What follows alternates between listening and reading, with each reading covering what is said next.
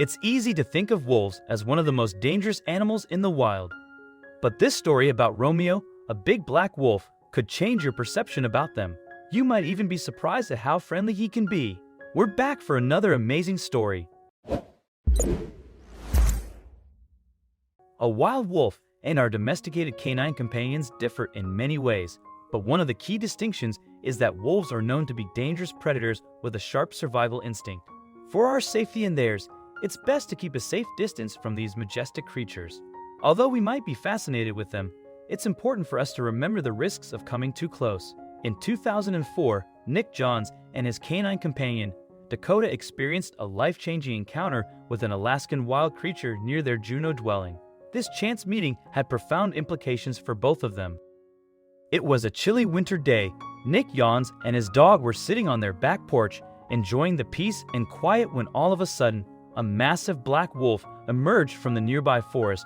Without warning, and before Nick could stop him, Dakota bounded off the porch and directly up to the wild canine.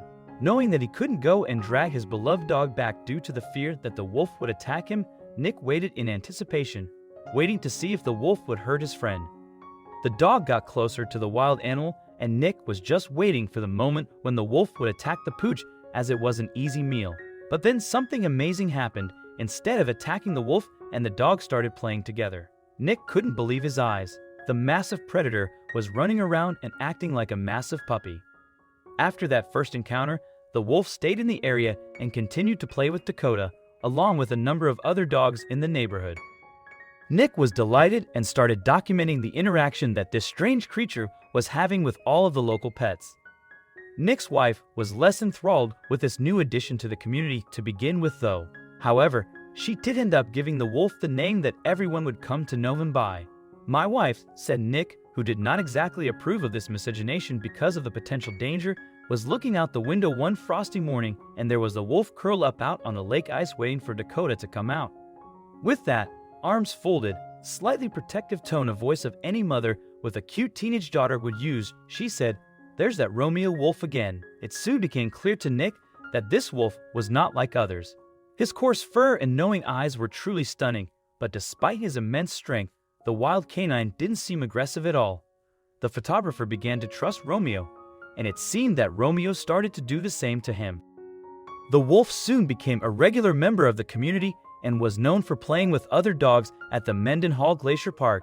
Not only was Romeo breaking down every preconceived notion about wolves that Nick and other people have ever had in their lifetimes, but he was showing that his love of other dogs wasn't just a one-time. At first, people were terrified of the massive black wolf who wouldn't be, but it soon became clear that he didn't intend to harm anyone and that all he wanted to do was play with the other dogs, something that the beloved pets were more than willing to do. As time went on, some of the people of Juneau became more comfortable with this strange creature, and they started to see another side of the wolf. As if sensing that the humans of the town didn't want to hurt him, Romeo soon began to trust the people as well. The wolf would bring out toys that he'd stashed. Nick said in an interview, "One was a styrofoam float. Romeo would pick it up and bring it to my friend Harry to throw. It's like he thought he was one of the dogs." Seeing this unexpected side to the normally wild animal, Nick began to wonder if he could somehow strike up a bond with the wolf.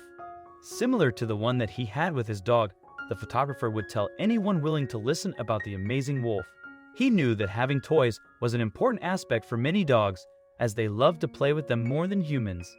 Also, if you've not done so already, please subscribe to our channel and click that notification bell to get inspired by these animal stories every day.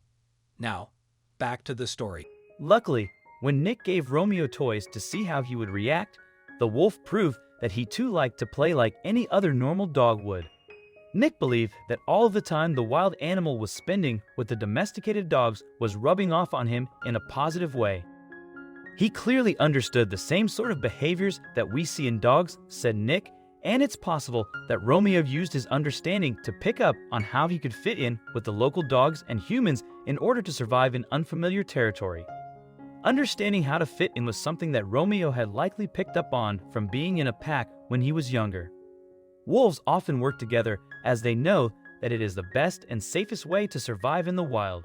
So, making friends with the canines at the park was something that Romeo probably knew he had to do in order to survive. But despite his increasing comfortability with people, Romeo often stayed a bit of a distance away from people. One of the only ones that he would get close to was Nick, but even though the photographer could have reached out and stroked the wolf on several occasions, he knew that it was still a wild animal and that he shouldn't try to treat it like a normal dog. For 6 years, Romeo stuck around in the Juneau playing with the local dogs and having fun. We were these 3 species working out how to get along harmoniously, and we did, said Nick, the photographer, could have never imagined that a chance encounter with such a stunning and awe-inspiring creature could have led to a lasting bond for so many years. In that time, Romeo became a symbol of the community's bond with the wild. Even people who weren't from the area could see how unique the little town was with its amazing harmony between humans, dogs, and the wolf. Often locals would say, "I'm going to the lake to see the wolf," as if visiting a well-known friend. Unfortunately, not everyone in the community felt the same. There were some people who were scared of Romeo and worried that he would become vicious, as wolves are usually seen that way. But for the majority of people, the wolf became a cherished part of the community. The bond that he had with the dogs and the people was an incredibly rare thing.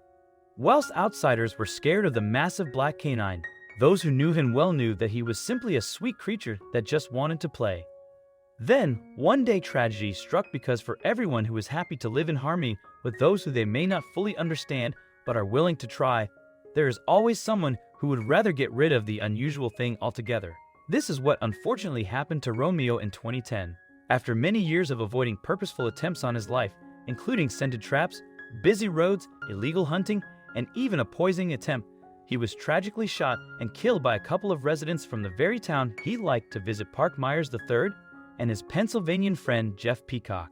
The 2 men were arrested and ended up being given fines, serving a few years on probation, and they even lost their hunting and fishing licenses for a limited time. But despite all of this, it would still not bring back the wolf who had happily given his love to the community of Juneau. The people of Juneau were devastated. They would no longer be able to take their dogs and children to the nature reserve to watch Romeo play with them. The only solace from this event was that Romeo had lived well beyond the normal lifespan of a wolf. Usually, wolves live to be around 3 years old. However, many believe Romeo to be almost triple that age when he died. After news of the wolf's death reached the people of Juneau, they decided to hold a memorial for him. They even made a special plaque with Romeo's likeness on it so that anyone visiting the town would see how much the amazing animal meant to them. It was clear that the plaque would never replace the real animal, but it made people feel better that he would never be forgotten. The plaque still resides in Juneau today, and it reads Romeo 2003 to 2009.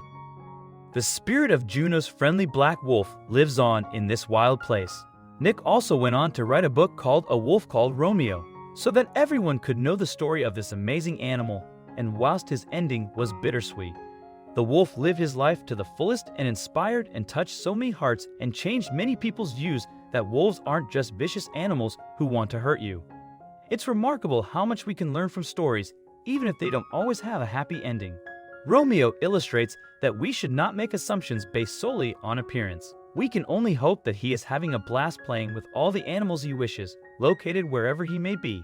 If you enjoyed this story, make sure to hit those like and subscribe buttons so you don't miss out on more amazing stories.